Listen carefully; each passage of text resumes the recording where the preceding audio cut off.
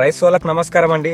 ఈరోజు జయశంకర్ భూపాలపల్లి జిల్లా మహముత్తార్ మండల్ ములుగువెల్లి గ్రామంలో మన కొంగొండ మేడయ్య గారి తోటలో ఉన్నాము. కొంగొండ మేడయ్య గారు మన ప్రజ్వల్ సీడ్ వెరైటీ ఒక 2 ఎకరాలు మిరాకిల్ వెరైటీ వేయడం జరిగింది.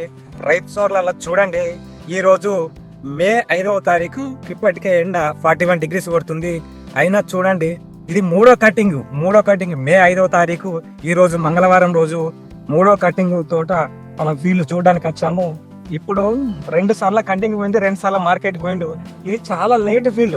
లేట్ అంటే మనకు సెప్టెంబర్ లాస్ట్ అక్టోబర్ 15వ తారీఖు పెట్టాడు. ఇది చాలా లేట్ ఫీల్డ్, అయినా కానీ బ్రహ్మాండంగా కాసింది ఈ మిరాకిల్ అనే వెరైటీ. ఇప్పుడు ఒకసారి రైతు మాటల్లో విన్నాము. సార్ నమస్కారం సార్, మీ పేరు? కొంగొండ మేడయ్య.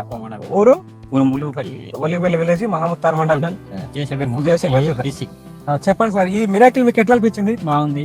నేను అక్టోబర్ 15వ తారీఖు నాటినా కూడా నాకు ఎకరానికి ఒక మినిమం 22-23 కిట్టాల దిగుబడి వస్తుంది.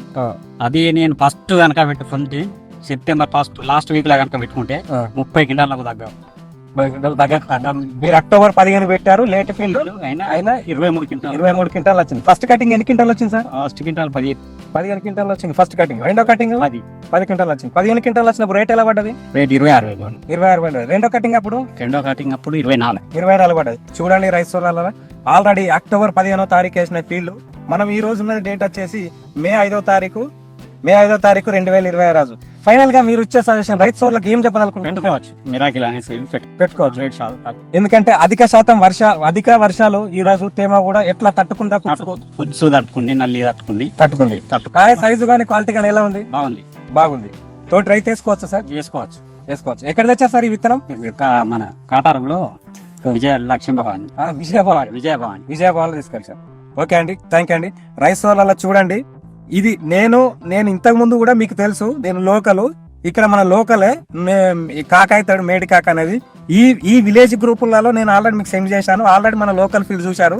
ఒక్కసారి నన్నుగా చూసేది, రైతును చూడండి, నన్ను చూడండి. ఈ వెరైటీ అనేది ఏ రైతు వేసినా మనం ఇక్కడ లోకల్లో ఒక 5-6 రైతులకు ఇచ్చాము. ఏ రైతుకైనా కాల్ చేసి తెలుసుకోండి.